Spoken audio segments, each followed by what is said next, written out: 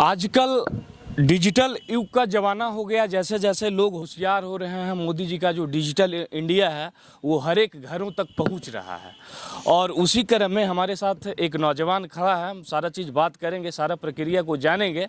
और दरअसल बात ये है कि ये डिजिटल युग में आए और डिजिटल खरीदारी के चक्कर में फ्रॉड के शिकार हो गए।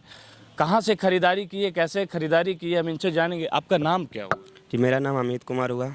कहाँ के रहने वाले आप? पावा का। पावा के। जी। अच्छा, आप खरीदारी जिस प्रोडक्ट का आप खरीदारी किए थे वो कहाँ से खरीदारी किए थे? जी, हम एक मतलब इंस्टाग्राम से एक ऐप देख रहे थे, तो उसमें एक ऐड आया हुआ था। उसमें एप्पल का वॉच और एक ब्लूटूथ था, तो हम उसमें ऑर्डर कर दिए तो 10 दिन के बाद ऑर्डर आया मेरे पास। ऑर्डर आया तो हम पैसा पे कर दिए। उसमें एक और चीज़ था कि कैश ऑन डिलीवरी नहीं था, ऑनलाइन सिर्फ था। हम ऑर्डर किए, उसके बाद वहाँ से आया, उसको हम खोल के प्रोडक्ट देखे तो उसमें एक छोटा सा घड़ी रखा हुआ था। मतलब यही मानिए तो 50-60 रुपये का घड़ी होगा। अच्छा, कितने का प्रोडक्ट है जिस प्रोडक्ट की आप खरीदारी की? 1600 रुपये का था, 1599 का। तो उस प्रोडक्ट को आप ले लिए, एक्सेप्ट कर लिए, जी। फिर दोबारा बुक किए? दोबारा इसलिए बुक किए सर क्योंकि हम जिस नंबर पे मतलब कुरियर बॉय कॉल किया था उस पर हम कॉल किया तो कॉल रिसीव नहीं किया, मतलब लगा नहीं।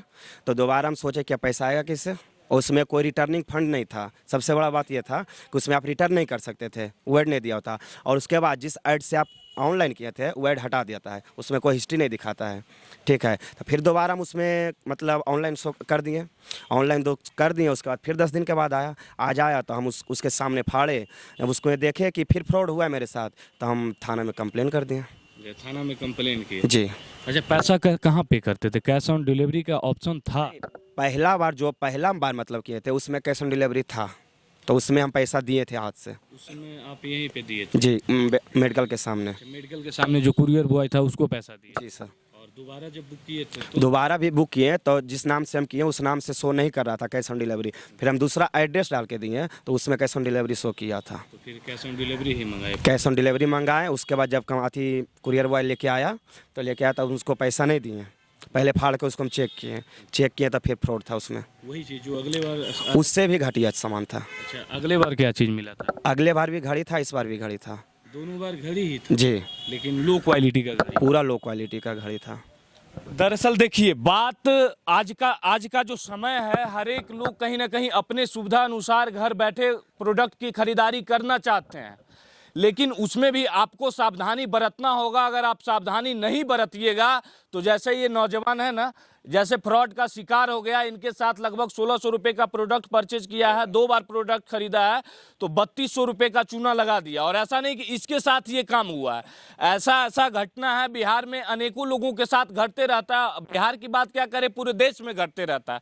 ये जो घटना है ये पावापुरी का घटना है। आपको बता दें कि अभी पावापुरी में ही हम खड़े हैं और ये नौजवान पावापुरी थाना में ही कंप्लेन करने आया है और इसके साथ फ्रॉड हुआ। हालांकि कुरियर बॉय को भी यहीं पे रखो, कुरियर बॉय को आप यहीं पे रखो? जी सर, कुरियर बॉय को हम लेके थाना में आए। अच्छा, कुरियर बॉय का क्या कहना है? कुरियर बॉय का कहना है कि हम इस सब के बारे में नहीं जानता है, जो हमको कंपनी देता है हम वो लेके आते हैं। कुरियर बॉय इन सब चीज़ों के बारे में नहीं जानता? जी नहीं सर। जो कंपनी देता है वो लेके आता है? जी।